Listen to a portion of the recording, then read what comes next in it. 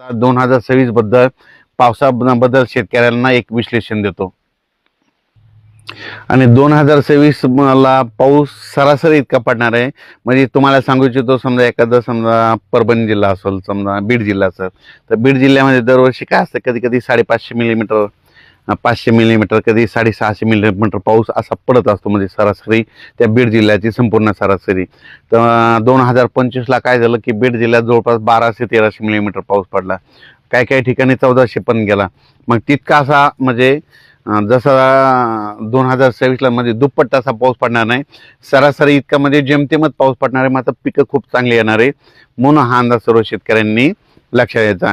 जितका पाऊस कमी राहतो ना, त्या वर्षी पिकं चांगली येतात. कापूस चांगला येतो, सोयाबीन चांगलं येतं, तूर चांगली येतं, पांढऱ्या तुरीला चांगला उतार येतो. म्हणून हे सर्व शेतकऱ्यांनी लक्षात घ्यायचं. आणि जितका जास्त पाऊस तितका नुकसान शेतकऱ्याचं होतं. आणि 2026 जर सांगायचं झालं तर काय होणार, थोडा पाऊस कमी राहील, पण काय होणार आहे, सप्टेंबर ऑक्टोबरच्या दरम्यान जे परतीचा पाऊस येईल त्याच्यामध्ये काही काही भागाची सरासरी ओलांडून टाकेल. म्हणजे काही काही मग परतीचा पाऊस काही काही भागामध्ये ती देखील चांगला पडणार आहे.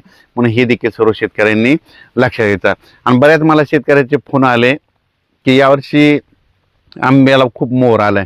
तर मी सांगत असतो ना, आंब्याला आला, पण तुम्हाला एक सांगतो, मी म्हणत असतो फक्त गावरान आंबा जर पिकला आणि टिकला तर त्यावर्षी पाऊस कमी पडतो, त्यावर्षी म्हणजे पाऊस कमी पडतो, दुष्काळ पडतो, असं मी स्वतःचा प्रॅक्टिकली अभ्यास आहे.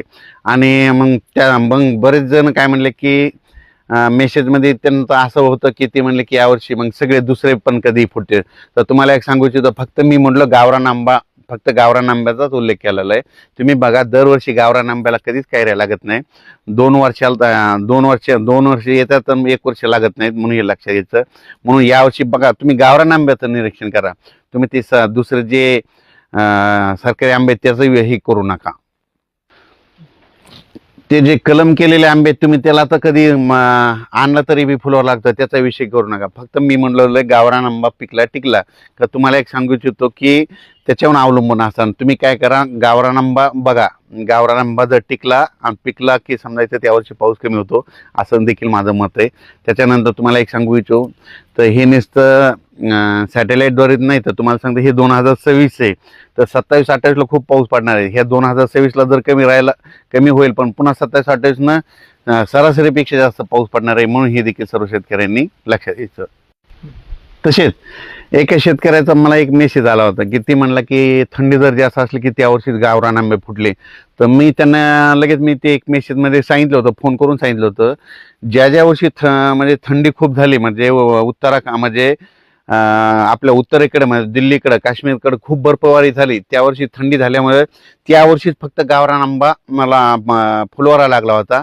आणि त्यावर्षी माझा पाऊस कमी पडलेला, असे माझ्याजवळ सगळ्या तारखेवाही लिहून ठेवलेलं आहे. म्हणून हे त्या शेतकऱ्याला मी उदाहरण दिलं. म्हणजे त्यांना सांगितलं की म्हणजे उत्तरेकडे खूप थंडी झाली, बर्फवारी झाली, त्या वर्षी मग काय झालं की आपल्या महाराष्ट्रातल्या गावरान आंब्याच्या झाडाला फुलवारा लागला होता. आणि त्या फुलवारा लागल्यामुळं त्यावर्षी नेमका पाऊस कमी झालेला, अशा माझ्यामध्ये नोंदी येतात, मध्ये लिहून ठेवलेलं आहे. म्हणून हे तुम्हाला एक सांगू इच्छितो. तर 2026ला जेमतेम पाऊस राहणार आहे, म्हणून हा अंदाज लक्षात घ्यायचा.